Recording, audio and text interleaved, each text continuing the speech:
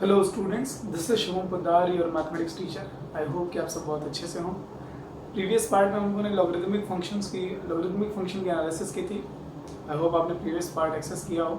ठीक है, exponential function और लॉगरिथमिक फंक्शन, ठीक है, जैसे ही उसके बेस की कंडीशन आपको मालूम हो, उसका ग्राफ आपके दिमाग में आ जाना चाहिए, है ना।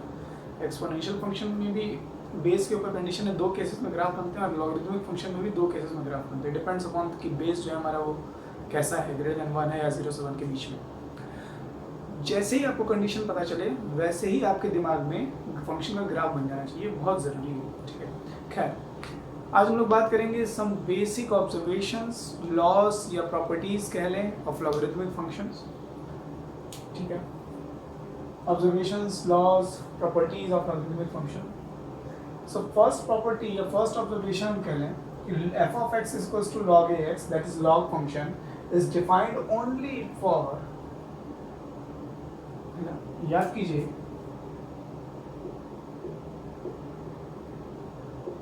ये एक्सपोनेंशियल फंक्शन होता था और एक्सपोनेंशियल फंक्शन की खासियत थी, इसका जो बेस है वो 0 से बड़ा होना चाहिए और 1 नहीं होना चाहिए था।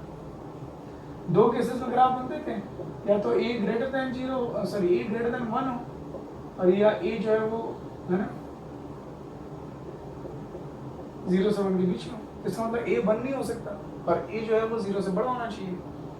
इसका मतलब एक्सपोनेंशियल फंक्शन के साथ ये कंडीशन है, a must be greater than 0 and a should not be equal to 1। तो जो कंडीशन एक्सपोनेंशियल फंक्शन में बेस के साथ है वही कंडीशन लॉगरिथमिक फंक्शन में भी बेस के साथ होनी पड़ेगी। क्यों? क्योंकि लॉगरिथमिक फंक्शन का बेस और एक्सपोनेंशियल फंक्शन का बेस एक ही है।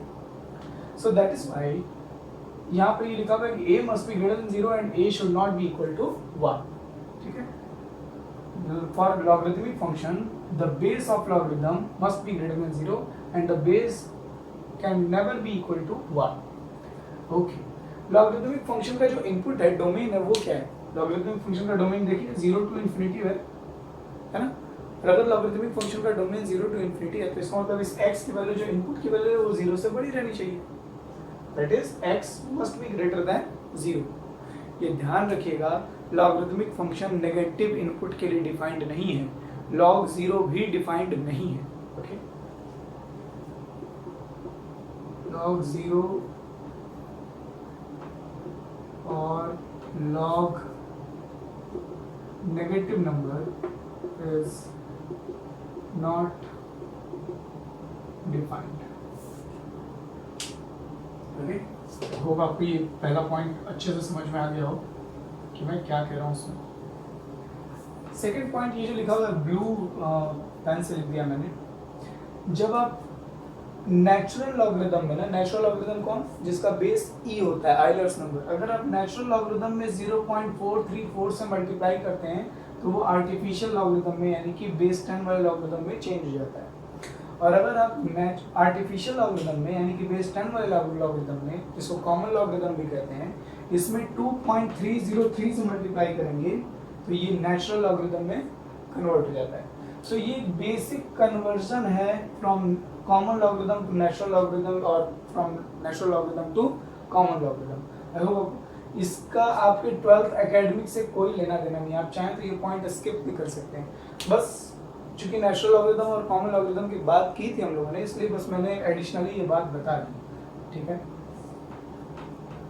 ये छोटी छोटी इन्फॉर्मेशन बहुत सारे कॉम्पिटिटिव एग्जामिनेशन में बहुत बेनिफिशियल हो जाती है ना। ऑब्जेक्टिव में कौन ध्यान दे रहा है यार इन सब चीज़ों पे? लॉगरिथम अगर 10 स्टूडेंट भी पढ़ते हो तो 10 में से 8 या 9 स्टूडेंट इसके बारे में सोचेंगे तक नहीं, कि ध्यान में भी नहीं आएगा कि हाँ ठीक है, हम एक नेचुरल लॉगरिथम पढ़ रहे हैं, एक कॉमन लॉगरिथम पढ़ रहे हैं, तो क्या कुछ है कन्वर्ट करने के लिए? खैर कोई बात नहीं। ये ना बस जैसे रेडियन को डिग्री में चेंज करना, एक रेडियन में कितने डिग्री होते हैं, एक डिग्री में कितने रेडियन होते हैं, ये जनरली हमें याद रखना चाहिए। ठीक उसी तरह से नेचुरल लॉगरिथम को कॉमन लॉगरिथम और कॉमन लॉगरिथम को नेचुरल लॉगरिथम में किस तरह से कन्वर्ट करना है, ये मालूम होना चाहिए। कभी कभी काम आ जाता है यार ऑब्जेक्टिव में। Board examination point of view से इसका कोई लेना देना नहीं है, ये तो हम लोगों ने डिस्कस कर ही लिया। याद कीजिए, एक्सपोनेंट, लॉज ऑफ एक्सपोनेंट क्या होता था? a raise to the power 0 is equals to 1। इसी चीज को अगर मैं लॉग में लिखूंगा तो ये बेस बन जाएगा, जो आउटपुट है वो इनपुट हो जाएगा, और जो इनपुट था वो आउटपुट हो जाएगा। मतलब बेस चाहे कुछ भी हो, कुछ भी का मतलब ग्रेटर देन 0 होना चाहिए और 1 नहीं होना चाहिए। ये बेस चाहे कुछ भी हो, ठीक है, any positive real number except 1, ठीक है, किसी भी positive real number except 1 base पर 1 के लॉग की वैल्यू हमेशा 0 ही होगी, क्योंकि लॉज ऑफ एक्सपोनेंट से ही क्लियर है। लॉगरिथम के अपने कोई लॉज उस तरह से नहीं है, जो एक्सपोनेंशियल लॉज हैं उसी को हम जब रेसिप्रोक मतलब इनवर्स लेते हैं उसका लॉग में उसको कन्वर्ट करते हैं तो हमको लॉग के लॉज मिलते हैं कि लॉज ऑफ लॉगरिथम मिलता है।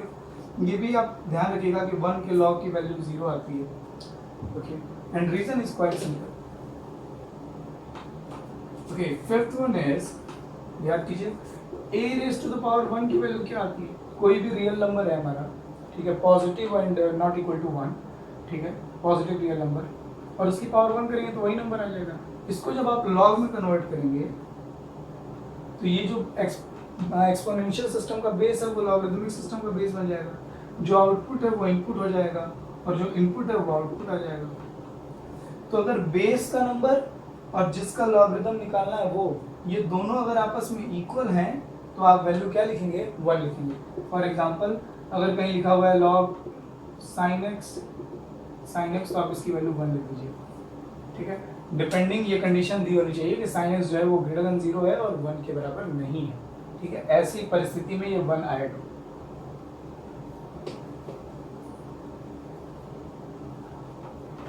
ओके, ये याद है आप लोगों को laws of exponent a raise to the power -1 is equals to a 1/a आता है, या ये कह लें कि 1/a raise to the power -1 is equals to a आता है।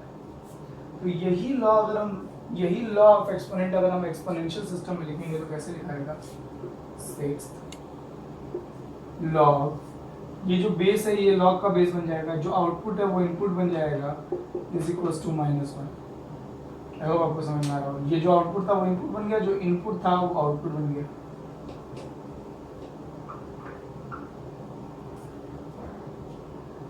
और इसको भी लॉग में कन्वर्ट कर लीजिए। लॉग जो बेस है उसको यहाँ पे लिख लीजिए, जो आउटपुट है उसको यहाँ लिख लीजिए, जो इनपुट है उसको यहाँ लिख लीजिए। मतलब जो बेस है लॉगरिथम का और जिसका लॉग लेना है, ये दोनों अगर एक दूसरे के मल्टीप्लिकेटिव इनवर्स हुए, एक दूसरे के रेसिप्रोकल हुए, तो उसके लॉग की वैल्यू -1 लिख देंगे, ठीक है। आई होप आपको समझ में आ गई बात।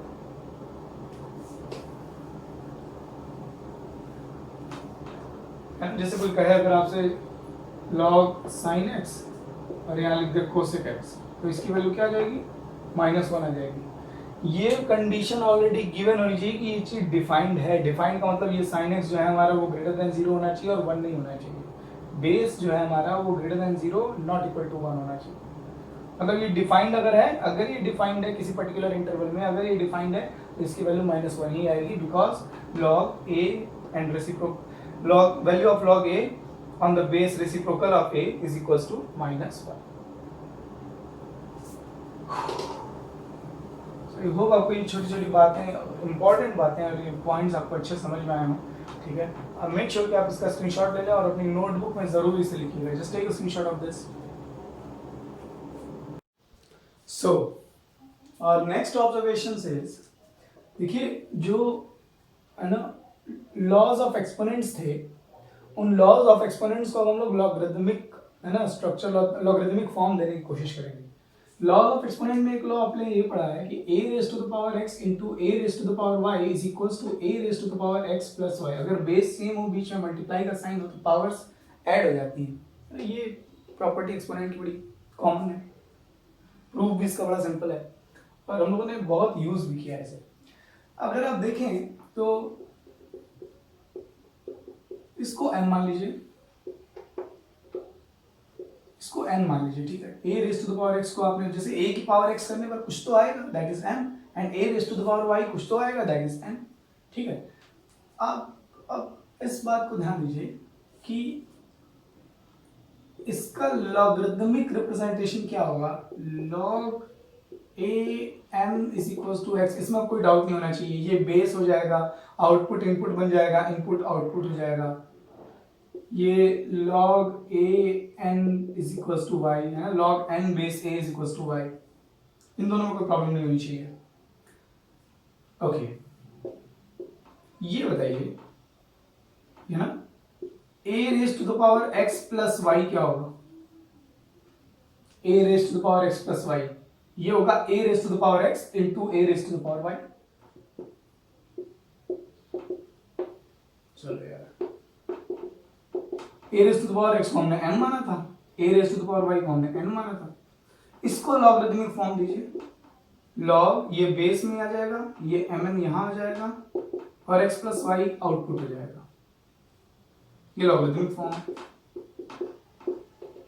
log a m n is equal to x की क्या वैल्यू है? x आई थी log m base a, what was y? y was log n base a। ये हमारा लॉगरिथमिक फॉर्म बना पूरी तरह से इसका। ये जो लॉ ऑफ एक्सपोनेंट है इसको हमने लॉगरिथमिक फॉर्म में कन्वर्ट किया तो ये आ रहा है log of m n is equals to log of m plus log of n। Base सब में कॉमन है, बड़ा सिंपल है, देखने में भी अच्छा लग रहा है, याद करना भी बड़ा आसान है। एंड सिमिलरली ये बात ध्यान देने वाली है जो कि मिसकॉन्सेप्शन होता है अक्सर, m प्लस n, देखिए फिर वही चीज है, यहां अगर कहीं log 2 लिखा हुआ है ना तो यहाँ log और 2 के बीच में कोई साइन नहीं है, मल्टीप्लिकेशन वगैरह कोई साइन नहीं है, log is a function, okay, यहाँ कोई साइन नहीं है, मैथमेटिकल ऑपरेशन बीच में नहीं है। तो अब ये नहीं कि log m प्लस n लिखा हुआ है तो आप इसको ऐसे लिख देंगे सर ये log अंदर जाएगा m से मल्टीप्लाई हो जाएगा फिर n से मल्टीप्लाई हो जाएगा, है ना? ऐसा नहीं होता है, दिस इज मिसकॉन्सेप्शन, ठीक है, ये ध्यान रखने वाली बात है। अब ये नहीं कि log m प्लस n लिखा हुआ है तो log का अंदर मल्टीप्लाई कर दिया, नहीं, देखिए log m plus log n log mn होता है, ये m और n का मल्टीप्लाई होता है, ना कि m और n को आप ऐड कर दीजिए log कॉमन लेकर के, ये चीज नहीं होती है, ये चीज होती है। इस लॉ ऑफ एक्सपोनेंट का लॉगरिथमिक फॉर्म ये है। आई होप आपको ये बात समझ में आ रही है ना। Proving is not important for academic point of view, board examination में कभी इनकी प्रूविंग बिल्कुल नहीं आने वाली, जगह ही नहीं पेपर में एक्चुअली, बट एनसीईआरटी में डिस्कस किया हुआ है, इसीलिए हम लोग थोड़ा सा, एक तो सीबीएसई में लॉगरिथम 12th में ही पढ़ाया जाता है, ये बहुत बड़ा है ना, बहुत बड़ी डिमेरिट है सिलेबस की, ठीक है। लॉगरिथम मैथमेटिकल कैलकुलेशन के लिए बहुत इंपॉर्टेंट है और कहीं ना कहीं लॉगरिथम की बेसिक नॉलेज 9th में या 10th में दे देनी चाहिए। ये जो प्रॉपर्टीज का प्रूविंग आज हम लोग 12th में कर रहे हैं, इसमें ऐसा है क्या जो 12th में आकर के हम सीखें? कॉमन बेसिक थिंग है ना, ठीक है, चल कोई बात नहीं, just take a screenshot of this, इसको नोट कर लीजिए। सिमिलरली और next property is similarly log, देखिए अभी हम लोगों ने क्या पढ़ा था, log m into n is equals to log m plus log n। अगर मल्टीप्लाई में है m और n तो log के साथ एडिशन में ना, ये मल्टीप्लिकेशन जो है एडिशन में ट्रांसफॉर्म हो जाता है log के साथ डिस्ट्रीब्यूट होकर के। अगर डिवीजन में है तो ये डिवीजन सब्ट्रैक्शन में ट्रांसफॉर्म हो जाता है, तो ये बात भी ध्यान रखने वाली है, ठीक है। इसका मैं प्रूफ आपको नहीं दे रहा हूं क्योंकि अभी अभी जो 7th वाला हमने प्रूफ किया है उसी के बेसिस पर, ये कौन से लॉ ऑफ एक्सपोनेंट का लॉगरिथमिक फॉर्म है इसका, ये पढ़ा ना तुमने, a raise to the power x divided by a raise to the power y is equals to a raise to the power x minus y, बिल्कुल सेम जैसे अभी 7th वाली प्रॉपर्टी जो मल्टीप्लिकेशन वाली थी उसकी प्रूविंग हम लोगों ने की थी, बिल्कुल उसी तरह से आप इस लॉ ऑफ एक्सपोनेंट को ये लॉगरिथमिक फॉर्म दे सकते हैं। इसकी प्रूविंग आप खुद से करेंगे, इन केस अगर आपको नहीं आ रही है या नहीं कर पा रहे, ऐसा कुछ है नहीं, बट फिर भी अगर एक्सेप्शनली कोई है जिसे प्रूव करने में दिक्कत हो रही हो तो प्लीज कमेंट कर दीजिएगा, हम लोग किसी न किसी क्लास में इसको डिस्कस कर लेंगे। मेक श्योर कि ये आपको समझ में आ रहा हो कि प्रीवियस वाली जो प्रॉपर्टी है 7th वाली उसके बेसिस पर ये कैसे आएगा। और इसके साथ साथ फटाफट से ये भी यहाँ बेस ए रहेगा यार, बेस सब में कॉमन है। फिर वही चीज जो मिसकॉन्सेप्शन है, अगर log n माइनस n लिखा है तो इसका कतई मतलब ये नहीं है, ये दोनों log n माइनस n लिखा है तो इसका कतई मतलब ये नहीं है, ओके। आप इस तरह से log को m और n पर सब्ट्रैक्शन पर डिस्ट्रीब्यूट नहीं कर देंगे कि ये log m हो जाएगा माइनस log n मल्टीप्लाई, ऐसा नहीं होता, ठीक है, ये मिसकॉन्सेप्शन है।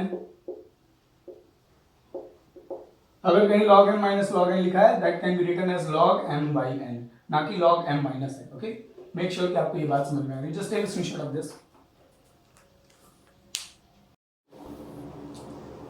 ओके। सो अभी भी हम लोगों ने लॉगरिथम की दो प्रॉपर्टीज पढ़ी लॉगरिथमिक फंक्शन की, है ना। एक तो ये पढ़ी कि है ना log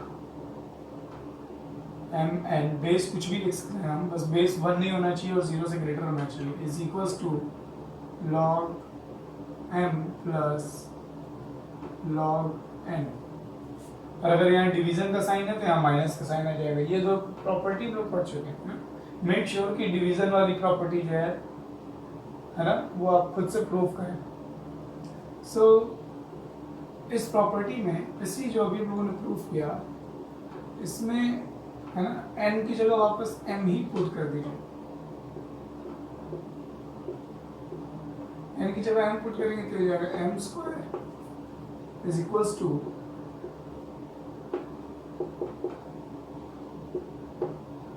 है ना, तो ये क्या आ जाएगा log m square base a is equals to 2 times log m base a। ये भी बहुत इंपॉर्टेंट और बहुत ज्यादा एप्लीकेबल प्रॉपर्टी है लॉगरिथम की, है ना। जिस इनपुट का आप लॉगरिथम निकाल रहे हैं, अगर है ना वो इनपुट किसी नंबर का स्क्वायर है, देखिए ये इनपुट है हमारा, जिस इनपुट का आप लॉगरिथम निकाल रहे हैं व्हाटएवर द बेसिस, जिस इनपुट का आप लॉगरिथम निकाल रहे हैं वो इनपुट अगर किसी पर्टिकुलर नंबर का स्क्वायर है तो वो इसे हम कैसे लिख सकते हैं, 2 times logarithm of that particular number at the same base, है ना। ये बहुत अच्छी तरह से हो जाना चाहिए। अगर यहाँ m का स्क्वायर है तो ये 2 आगे मल्टीप्लाई में आ जाता है।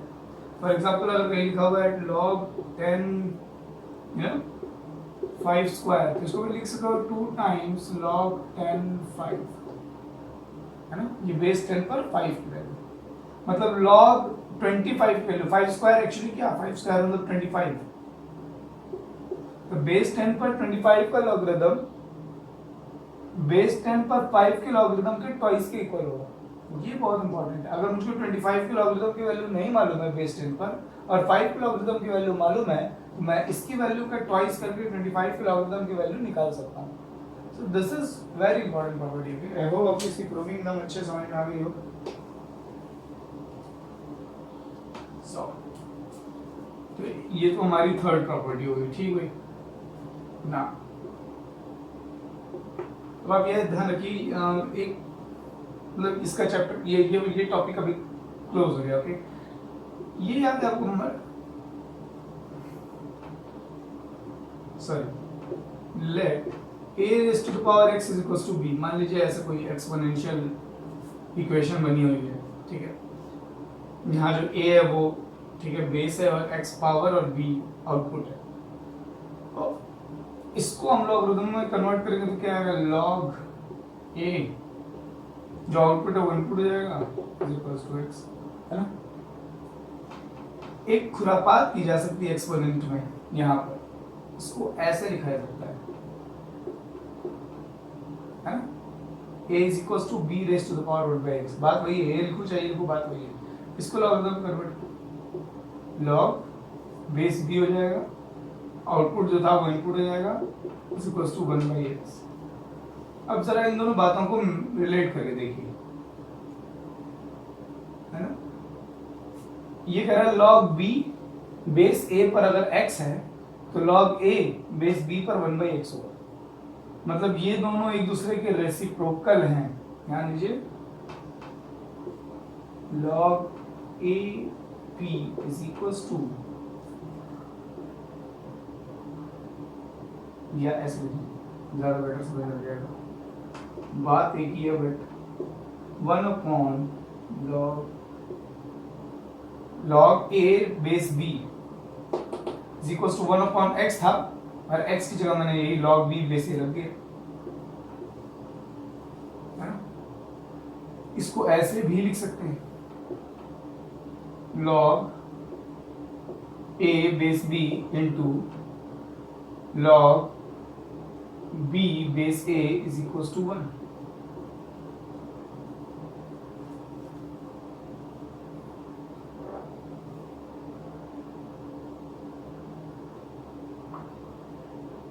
ये प्रॉपर्टी है ना बहुत यूज होती है, मतलब देखिए 12th में है ना लॉग के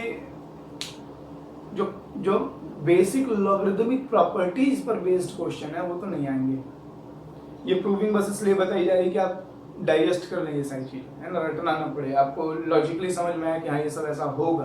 लॉज ऑफ एक्सपोनेंट्स को, ये एक्सपोनेंशियल कंडीशन को हमने लॉगरिथमिक है चेंज किया है ना।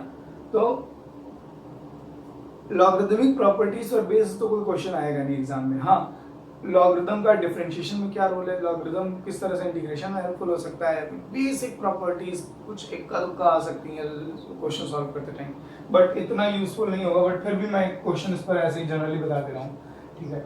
आप पहले इस बात को समझिए, यहाँ देखिए, यहाँ ए बेस बी लिखा हुआ है और यहाँ बी बेस ए लिखा हुआ है। मतलब अगर आप बेस वैल्यू और इनपुट को इंटरचेंज करते हैं और ऐसे दोनों लॉगरिथम का प्रोडक्ट लेते हैं तो वैल्यू 1 आएगी, है ना। फॉर एग्जाम्पल log 3 बेस 4 पे वैल्यू इंटू log 4 बेस 3 पे वैल्यू, ये 1 आएगा। ये समझने वाली बात है। अच्छा, इस पे बहुत सारे ना खुरापाती क्वेश्चंस, बहुत मतलब अब कॉम्पिटिटिव पॉइंट ऑफ व्यू से थोड़ा देखें तो बहुत सारे क्वेश्चन पूछे जाते हैं। जैसे ये log 3 बेस 2, है ना, into log 4 base 3 into log 5 base 4 into log 6 base 5, ठीक है। ऐसे करके बहुत आगे तक लेकर जाएगा, into into into log 8 base 7, ऐसे करके पूछेगा इसकी वैल्यू बताओ। देखिए log 3 base 2, log 4 base 3, log 5 base 4, इस तरह से आप अगर देखें ना तो इसको थोड़ा इस तरह से समझ सकते हैं, ठीक है, कि ये नीचे का बेस और ये ऊपर की वैल्यू अगर सेम है तो ये हट जाती है, कैंसिल हो जाती है। इस तरह से आप समझ सकते हैं। और यहाँ पे भी ये नीचे की वैल्यू और ये ऊपर की वैल्यू सेम है तो ये 1 हो जाएगा। तो जैसे बस ये समझने का तरीका है, जैसे यहाँ 3 और 3 हट जाएंगे, यहाँ 4 और 4 हट जाएगा, यहाँ 5 और 5 हट जाएगा, 6 और 6 हट जाएगा, 7 7 हट जाएगा, बेस में बचेगा 2 और जिसका लॉग लेना ये फाइनली आ जाएगा log 8 बेस 2। और इसकी वैल्यू क्या आएगी, 2 की पावर कितनी होती है, 8 को हम क्या लिख सकते हैं, 2 की पावर 3। अब ये वाली प्रॉपर्टी यूज कर लेंगे, ये आ जाएगा 3 log 2 बेस 2। अगर बेस वैल्यू और इनपुट वैल्यू दोनों सेम हो तो इस लॉगरिथम की वैल्यू क्या आती है, याद कीजिए 1। इसका आंसर आ जाएगा क्या, 1। ओके, सो दिस इज, ये इस तरह के क्वेश्चन का आपके 12th में कोई रोल नहीं है, कोई काम नहीं। मैं बस बता रहा हूँ कि आपको थोड़ा सा ना ये रूल आपको समझ में आ जाए, that's all. So I hope आपको ये बात समझ में आई हो, ठीक है। लॉगरिथमिक प्रॉपर्टीज पर बहुत अच्छे क्वेश्चंस बनते हैं, बट फर्क सिर्फ इतना है फिलहाल कि 12th में हम लॉगरिथमिक प्रॉपर्टीज के ऊपर क्वेश्चंस नहीं सॉल्व कर रहे। If you want just take a screenshot of this, ठीक है। आपने नोटबुक में क्वेश्चन लिखे या ना लिखे, लेकिन प्रॉपर्टीज और उनकी डेरिवेशन तो जरूर लिखेंगे।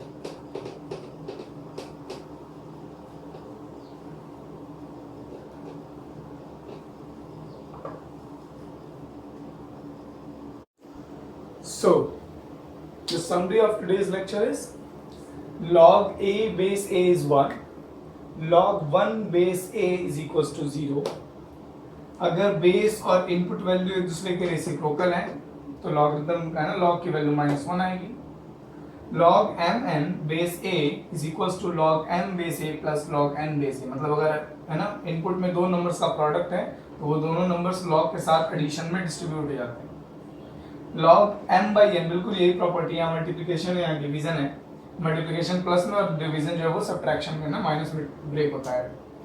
मेक श्योर कि इसकी ये आपने खुद से डिराइव किया हो।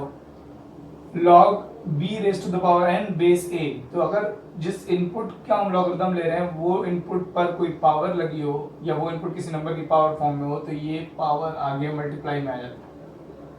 log b base a into log, है ना, अगर आप बेस और इनपुट वैल्यू चेंज करते हैं आपस में और उन दोनों का प्रोडक्ट लेते हैं तो वैल्यू 1 आती है। इस प्रॉपर्टी को ऐसे भी लिखा जा सकता है, this is base change property, अभी हमने पढ़ी।